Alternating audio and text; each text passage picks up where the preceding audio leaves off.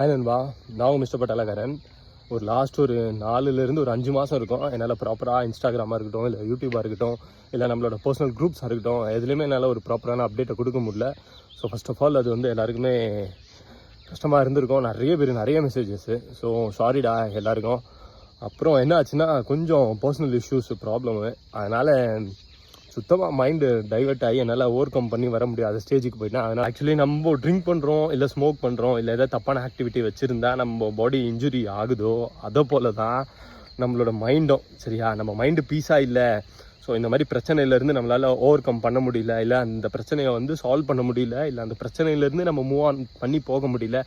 அதுலேயே உட்காந்துட்டு நம்ம ஓவர் திங்க் பண்ணிவிட்டு, ஸோ அதை சரி பண்ணிடலாம், இல்லை அது எப்படியாவது கூட வச்சுக்கலாம், இல்லை ஏதாவது ஒன்று பண்ணிடலாம், இல்லை நமக்கு தெரிஞ்சவங்க தானே, நம்ம ஃபேமிலி மெம்பர்ஸ் தானே, நமக்கு இம்பார்ட்டன்டான ஆனவங்களே அப்படின்னு சொல்லி என்றைக்குமே இந்த மாதிரி பிரச்சனையில் இருந்து டிசிஷன், இந்த மாதிரி தப்பான டிசிஷன் எடுத்துடாதீங்க. லைஃப்பை உங்களால் திரும்பியே வர முடியாத அளவுக்கு இது பின்னாடி கொண்டு போய் விட்டுரும். ரொம்ப மோசமான விஷயம். அதனால் ஈஸியாக நம்ம மைண்ட் செட்டை ஃபஸ்ட்லேருந்தே டெவலப் பண்ணிக்கணும். எதுவாக இருந்தாலும் எப்படி இருந்தாலும் லைஃப்பை லீட் பண்ண தரணும், அந்த லெவலில் இருக்கணும்.